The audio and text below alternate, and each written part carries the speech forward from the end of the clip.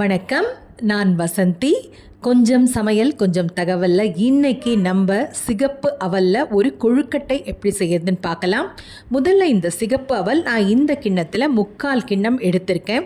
அவலை நம்ம கழுவுறது எப்படின்னு முதல்ல பார்ப்போம். அப்படியே தண்ணி ஊற்றி நம்ம மேலாக்க தண்ணியை வடித்தோம்னா அடியில் அந்த மண் தங்கிடும். ஆனால் சிகப்பு அவல் அவ்வளோ இருக்காது. எப்போவுமே இந்த மாதிரி ஒரு வடிகட்டியில் கழுவிட்டோம்னா அந்த மண் இது எல்லாமே கீழே போயிடும். இது ஒரு சும்மா ஒரு உதாரணம் தான் உங்களுக்கு நான் காமிக்கிறேன். இது நீங்கள் நல்லா குழாயில் வச்சு நீங்கள் நல்லா கழுவி விடலாம். பாருங்கள், அடிப்பக்கம் அந்த தண்ணியெல்லாம் வடிஞ்சிடணும்.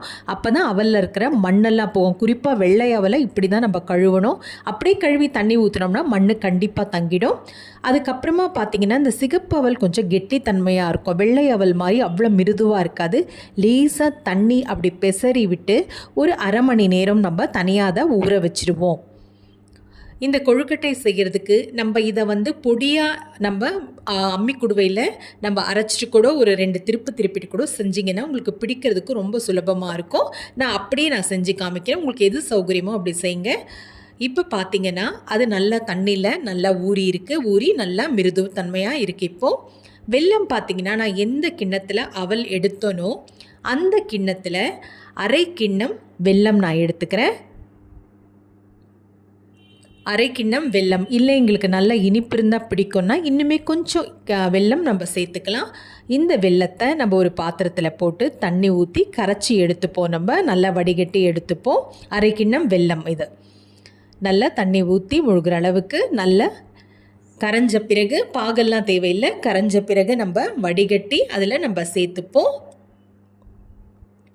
ஏன்னா சிகப்பு அவல் உடலுக்கு ரொம்ப ரொம்ப நல்லது. தேங்காய் பார்த்தீங்கன்னா நான் தேங்காய் துருவி போடாமல் அதை சின்ன சின்ன வில்லைகளாக நான் நறுக்கி எடுத்திருக்கேன். அப்போ தான் அது கடித்து சாப்பிட்றதுக்கு ரொம்ப சுவையாக இருக்கும். ஏலக்காய் தூள் கொஞ்சம் சிறிது நம்ம சேர்த்துப்போம்.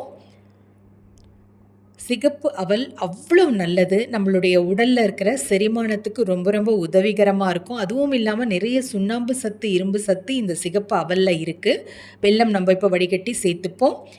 அதாவது சர்க்கரை நோயாளிகளுக்கு நிறைய கார்போஹைட்ரேட்ஸ் நம்ம எடுத்துக்கக்கூடாது அப்படின்னு சொல்லும் பொழுது அதற்கு மாற்று ஒரு உணவு எதுன்னா அது அவல் தான் கண்டிப்பாக சிறந்த உணவாக இருக்க முடியும். ஏன்னா அவலில் நம்ம தோசை செய்யலாம், உப்புமா செய்யலாம், பொங்கல் செய்யலாம், எது வேணாலும் செய்யலாம். இந்த வெல்லம் நம்ம ஊற்றின பிறகு கொஞ்சம் நேரம் அடுப்பில் வச்சு அதை எல்லாம் ஒன்று சேரும் மாதிரி நம்ம கொஞ்சம் கலந்து விடுவோம். அப்போ தான் நல்லா சேர்ந்து வரும்.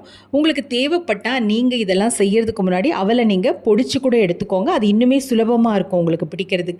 பாருங்கள், இப்படி எல்லாம் நல்லா சேர்ந்து வந்ததுன்னா நமக்கு பிடிக்கிறதுக்கு நல்லாயிருக்கும். கையில் லேசாக நெய் தடவிக்கிட்டேன். இப்போ நல்லா கைகளால் கலந்துட்டு நம்ம கொழுக்கட்டைகளாக பிடிச்சிக்கலாம். நம்ம மறக்காமல் என்னுடைய காணொளியை பதிவு பண்ணுங்கள். பக்கத்தில் இருக்க மணி மீது அழுத்துங்கள்.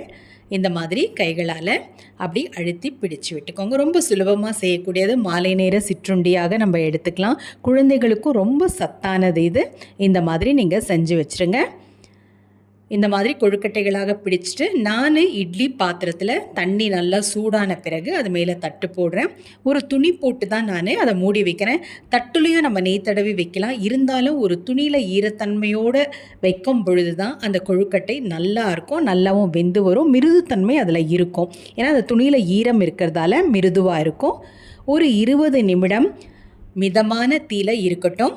அதற்கப்புறமா ஒரு 5 நிமிடம் இளந்தீயில வச்சா போகிறோம். சீக்கிரமாக வெந்துடும் அவல். மிதமான தீ 20 நிமிடம், 5 நிமிடம் இளந்தீ இருந்தால் போகிறோம். கொழுக்கட்டை சரியாக வெந்து வரும் நமக்கு. இப்போ பார்ப்போம் வெந்துடுச்சா அப்படின்னு சொல்லி. நல்லா வெந்து வந்திருக்கு. இன்னும் நீங்கள் பொடிச்சு போட்டிங்கன்னா இன்னுமே கூட நல்லாயிருக்கும். கொழுக்கட்டை தயாராகிடுச்சு. செஞ்சு சாப்பிடுங்க. மீண்டும் சந்திப்போம். நன்றி, வணக்கம்.